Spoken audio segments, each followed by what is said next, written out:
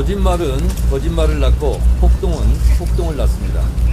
거짓말도 계속 되풀이하면 사람들은 처음에는 부정하고 나중에는 의심하지만 결국 믿게 된다는 것이 괴벨스의 선동 이론입니다.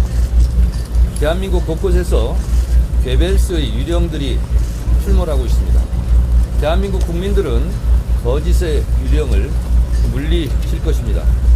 불의를 몰아내고 사법정의를 반듯하게 세울 것입니다. 죄를 지었으면 반드시 죄값을 물어야 합니다. 그것이 아주 평범한 정의입니다.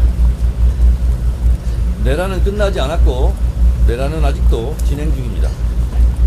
내란 선동은 더욱 기승을 부리고 있고 급기야 폭도들이 서부 지법을 난입해 폭동 사태까지 일으켰습니다. 제2의 내란 사태이고 제2의 폭동 사태가 걱정됩니다. 헌법재판소도 위험합니다. 헌법재판소도 폭동의 표적이 될지 모른다는 불안감이 많습니다.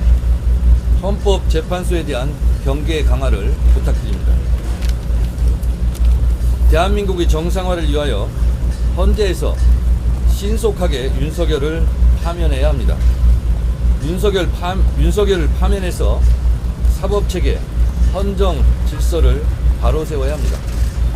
내란과 폭동이 이 땅에서 발붙이지 못하도록 헌재에서 신속한 파면을 기대하고 촉구합니다. 국회 소추위원으로서 최선을 다하겠습니다. 오늘 윤석열 대통령 출석하는 거에 대해 한 말씀 부탁드릴게요. 사람 위에 법 없고 사람 아래, 다시 하겠습니다. 법 위에 사람 없고 법 아래 사람도 없습니다. 법 절차에 맞게 합법적으로 진술하고 법을 준수했으면 좋겠습니다. 대한민국은 누구라도 법을 지켜야 합니다. 법 위에 군림하는 왕의 나라가 아닙니다. 대한민국은 민주공화국입니다. 법 준수를 잘 해주셨으면 좋겠고, 차제에 한마디 더 드린다면 지금까지 내란 사태를 저지른 것에 대해서 반성과 성찰 그리고 대국민 사과를 기대합니다.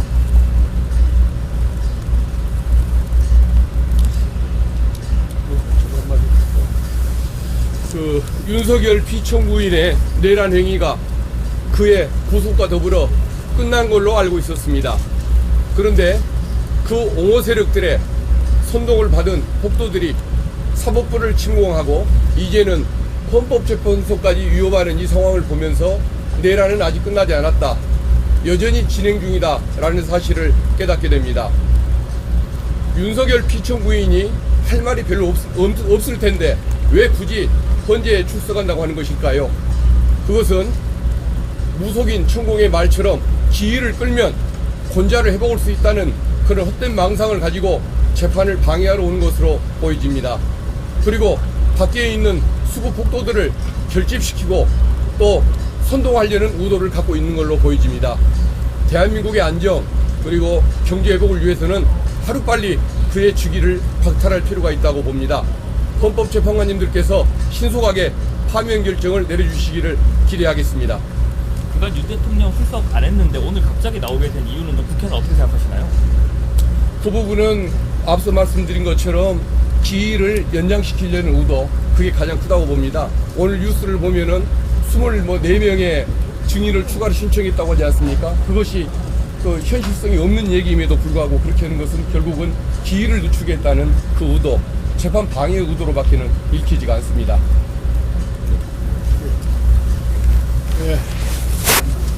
내란 발생 47일 만에 내란 수괴 윤석열이 구속됐습니다. 내란으로 불멸의 밤을 세우던 국민들의 승리입니다.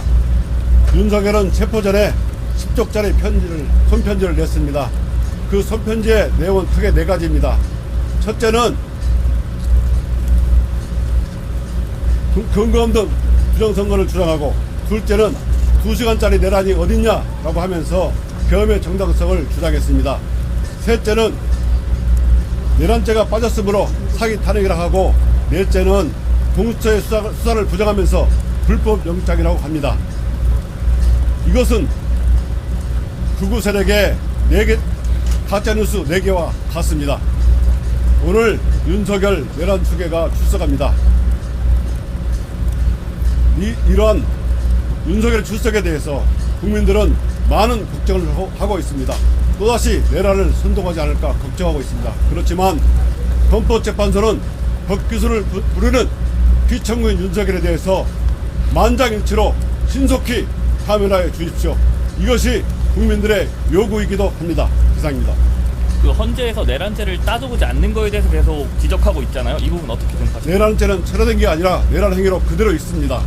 걱정 안 하셔도 됩니다. 헌재에서 잘 판단하시죠.